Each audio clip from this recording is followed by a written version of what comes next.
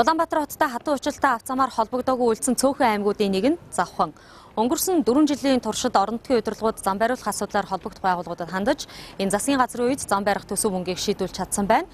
Гэтэл Тус аймгийн засаг дарга иргэдээс мөнгө татан зам бариулна хэмээн орон нутгийн сонгуульд өөрийгөө сурчилж байгаад ард иргэд бухимдаж байна. Хатуу уучлалтай арт замаар нийслэл хоттой холбогдоогүй ганц хоёрхан аймгийн нэгээр Завхан аймаг нэрлэгдэж байна. За тэгвэл энэ аймгийг нийслэл хоттой холбох ажил 2010 оноос эхлэн 2010-11 онд удаадараа тогтоол шийдвэрүүд гарч улсын төсөвт тосон цэнгэл улаастай чиглэлийн 67 км авто замын ажилд 38.2 тэрбум төгрөг төсөвлөгдөж 2013 оны намар хүртэл 17.3 тэрбум төгрөгийн ажил хийгджээ. За энэ нь нийт ажлын 50.1% нь байсан байна. За ажил талдаа орсон энэ үед гүйцэтгэгч гэрээгээр авсан ажлаа хугацаанд хийгээгүй гэсэн шалтгаанаар ардчилсан нам засаг барьж байх хугацаанд зам тээврийн яамнаас гэрээг цуцалж ажил зогссоноор дуусаагүй. За насны зам гэх компанийг гүйцэтгэгчээр шалгаруулж мөнгө хөрөнгийн хэмжээгч нэмэгдүүлсэн байна. Энэ зам нь анх 38 тэрбум төгрөгийн төсөвтэй байсан. Замын материалын үн, ажиллах хүчний зардал зэрэг нэмэгдсэн гэдэг үндслээр 41 тэрбум болтол уг замын үнийг өсгсөн байт юм а.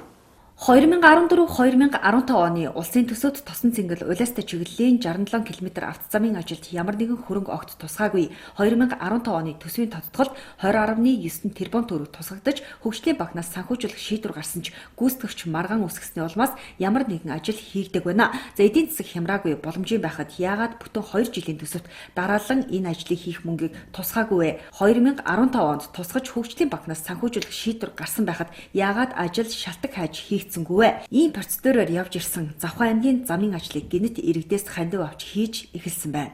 2016 оны 8 сард Хятадын экспорт импорт банктай хөнгөлөлтөө зээлийн хөрөнгөөс хэмнэгдэж гарч ирж байгаа 24 сая Америк долларын хөрөнгийг энэ зам руу шилжүүлээд энэ 67 км замыг дуусгая.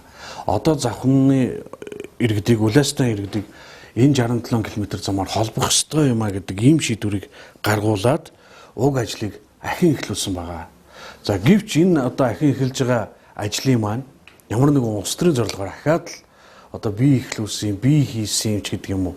Эсвэл энэ Загстан давааны тэр эвдэрсэн, нуурсан мөн зорчих хэсгийн хүндрэл бэрхшээлтэй энэ хэсгүүдийг Завхан аз цагийнханд Гамбат сайд үүрэг өгөөд яаралтай энэ зорчих хэсгийг тээврийн хэрэгслүүдийг нэвтрэх ийм нөхцөл болцоогоор хангаа гэдэг үүргийг буцаагаад мушгингуулаад Завхан аймгийн засаг дарга жишээ нь иргэдээс мөнгө татаад энэ хааштай Завхан аз цагийг хийх ёстой ажил, мөнгө тавигдсан ажлыг өөр хүмүүсээс багсахаж ингэж мөнгө татаж энийг би хийж байгаамаа гэдэг байдлаар ингэж манай ажлыг ч хөндрүүл, Завхан аз цагийн ажлыг ч хөндрүүлж, дээрээс нь мэдээлгүй байгаа иргэдийг мөнгө татаж энэ ажлыг хийж байгаа явдлыг бол энэ ажил улс төр хоёроо ялахгүй байгаа юм уу даа гэж ингэж л харахаар байгаа. За тэгвэл Эрдэнэт сайттай 2016 оны улсын хурлын сонгуулийн дараа эмхлэгтэн байгуулагдсан засгийн газар